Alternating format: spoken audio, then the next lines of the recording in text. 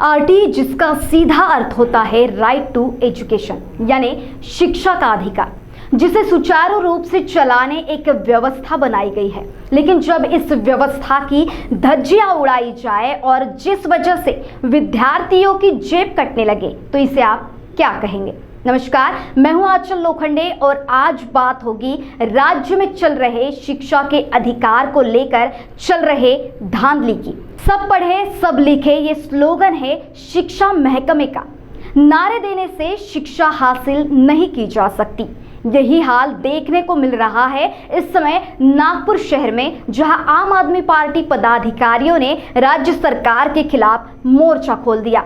नागपुर शिक्षणाधिकारी कार्यालय के समक्ष आम आदमी पार्टी के कार्यकर्ताओं ने शिक्षणाधिकारी कार्यालय का घेराव किया, लेकिन इस घेराव की खबर पहले ही कानों तक पहुंच चुकी थी। शायद इसी वजह से शिक्षणाधिकारी दफ्तर छोड़ चले गए। आरटीए के तहत गरीब बच्चों को अंग्रेजी माध्यम के निजी स्कूलों में 25% आरक्षित होने के बावजूद महाराष्ट्र सरकार इन बच्चों की हक की राशि स्कूल को मुहैया नहीं करा रही है, जिसे तकलीफों का सामना करना पड़ रहा है और जिसका सीधा असर छात्रों को आर्थिक रूप से उठाना पड़ रहा है। आइए जानते हैं इस संबंध में क्या कहना है आम आदमी पार्टी पदाधिकारियों का। पार्टी के अंतर्गत जब भी गवर्नमेंट कोई स्कूल में एडमिशन देती है तो एडमिशन के होने के बाद वो बच्चे की भरण पोषण की संपूर्ण जिम्मेदारी ये शासन की होती है।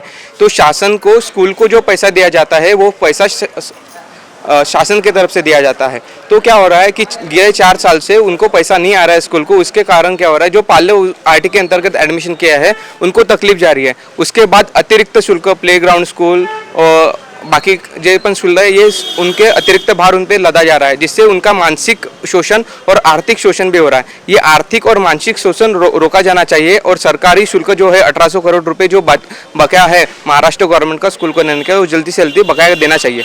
इसी के बारे में आज का आंदोलन है। धन्यवाद। एजुकेशन का हर किसी का अधिकार है, अपने देश में तो है ही है, क्योंकि ये हर किसी की नीड्स है। जैसे संविधान में लिखा हुआ है अच्छे शिक्षण जो हर किसी की ज़रूरत है। बट अभी ऐसा हुआ है देश में कि शिक्षण जो प्रणाली बहुत महंगी होती जा रही है। प्राइवेट स्कूल की फीसेस हमेशा बढ़ते जा रही है। प्राइवेट स्कूल की फीस बढ़ने के कारण गरीब लोग तो एडमिशन नहीं कर सकते। बट एटलीस्ट आरटीई के दृष्टिकोण से देखा जाए तो 25% का जो रिजर्वेशन था, कम से कम उसी तरीके से अगर रिजर्वेशन के थ्रू कम से कम गरीब बच्चे अच्छे स्कूल में पढ़ सकते थे।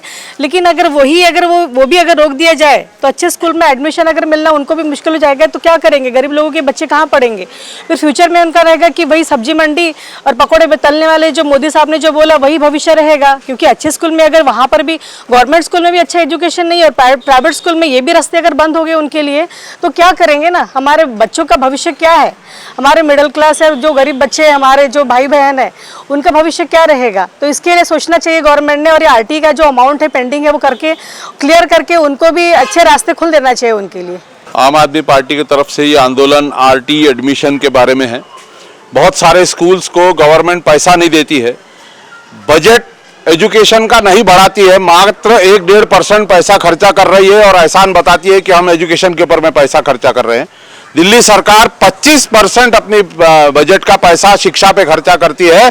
तो वहां पर देखिए आप स्कूल एजुकेशन, सरकारी एजुकेशन कैसी हो गई है।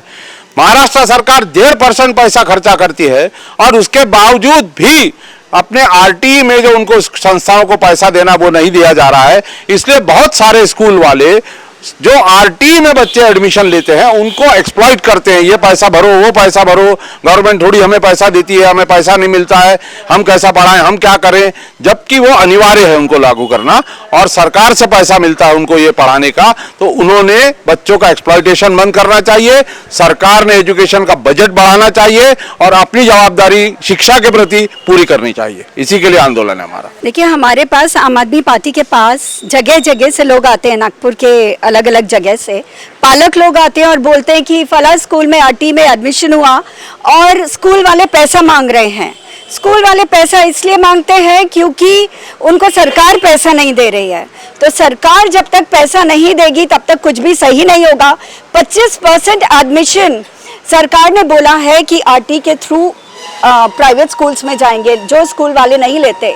तो जो भ्रष्टाचार शुरू होता है वो सरकार से शुरू होता है, सरकार से फिर स्कूलों तक आता है और जिसको झेलते हैं बच्चे और उनके पालक लोग। आगे की ये भूमिका है। हम लोग आम आदमी पार्टी एक ये विषय उठाया है, हमने पहले भी उठाया है और उठाते रहेंगे। हम लोग इस पर तीव्र आंदोलन करेंगे और हम बोलेंगे कि जैसे दिल्ली सरकार काम कर रही है शिक्षा पे, महाराष्ट्र सरकार को वैसे ही काम करना चाहिए। आज पूरे महाराष्ट्र के अंदर जो सरकार ने स्कूलों को पैसा नहीं दिया आरटी का, उसके खिलाफ आंदोलन है। हमारी डिमांड है कि सरकार ने अपना पैसा जो अपना दायित्व है आरटी कायदे के अंतर्गत जो लिखा है कि स्टेट गवर्नमेंट ने आरटी के बच्चों के पैसे देना चाहिए स्कूलों को, वो पैसा रिटर्न करना चाहिए। इसलिए आज हम उपसंचालक कार्यालय आए थे, लेकिन उपसंचालक साहब इधर नहीं है और उनके जो सेकंड अधिकारी है, थर्ड अधिकारी है, उनको भी ये जानकारी नहीं है कि हमारे विभाग में कौन से ज़िले में कितना बकाया है। जब तक यही पता नहीं है इन अधिकारियों को कि हमें स्कूल को पैसा कितना देना है, हमारे विदर्भ से, पूर्व विदर्भ से, नागपुर डिवीज़न से कितना पैसा बकाया है, तो सरकार के प्रति ये लोग डिमांड भेजते हैं कि नहीं, इसके ऊपर भी सवाल खड़ा होता है। यानी सरकार और अधिकारी मिलके पूरे शिक्षा की व्यवस्था जो है उसको बर्बाद करने पे लगे हैं। इनको जो प्राइवेट स्कूलें हैं ये अधिकारियों को ही पैसा खिलाती है, उसके कारण प्राइवेट स्कूल वाले लोग बच्चों से ज़्यादा पैसा लेते हैं। आरटी के बच्चे हो या बाकी भी फीस जितनी बढ़ाना चाहिए उससे ज़्यादा फीस बढ़ाते हैं। तो इसके ऊपर कहीं ना कहीं अंकुश आना चाहिए।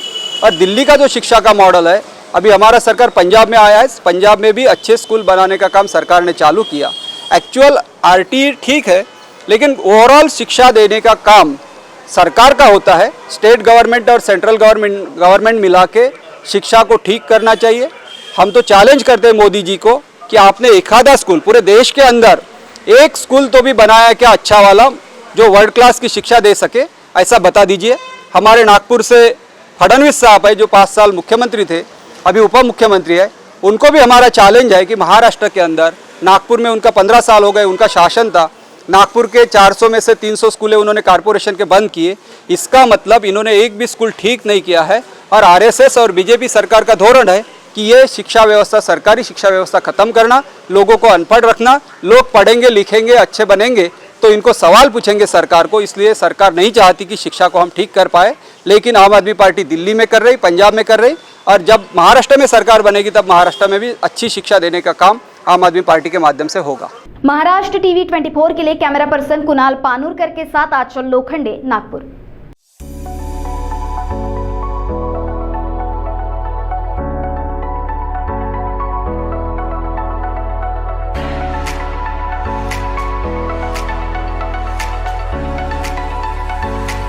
इस शादी सीजन पर सचिन लाइफस्टाइल आपके लिए लेकर आया है शादी के लिए कपड़ों की भरपूर variety, wedding collection, kids collection, ladies wear, gents wear.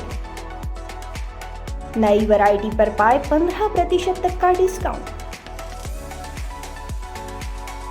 तो हो जाइए तैयार इस शादी सीजन के लिए सचिन लाइफस्टाइल के साथ। और अब हमारी शाखा उपलब्ध है सचिन एंटरप्राइजेस, रामेश्वरी, नागपुर। हमारा पता Shatabdi Chowk, Beltarodi road, Ramnagar, Nagpur. E rickshaw ने हमारी रोजमर्रा की जिंदगी काफी आसान कर दी है। अब ऐसे में परफेक्ट मोटर्स ने लाया है बैक्सी ई रिक्शा, जो सिर्फ सफर करने वालों की ही नहीं बल्कि सफर के लिए सारथी की भी जिंदगी आसान कर दे। बैक्सी, भरोसा जीत का। अब परफेक्ट मोटर्स में ई रिक्शा के साथ साथ लोडिंग व्हीकल पर 10 से 15% की छूट। पहले आए पहले पाए, वो भी बिना पेट्रोल बिना प्रदूषण। परफेक्ट मोटर्स बैक्सी ई रिक्शा, ई लोडिंग व्हीकल उपलब्ध, life time servicing, labour charges बिल्कुल मुफ्त, अनुभवी टेक्नीशियन, बैंक फाइनेंस की सुविधा उपलब्ध, आपके खुद के इनकम पर लोन सुविधा भी उपलब्ध। अधिक जानकारी एवं बुकिंग हेतु आज ही संपर्क करें 071229999588। हमारा पता perfect Motors, Rani Durgavati Chowk, bank of Baroda के पास, नागपुर।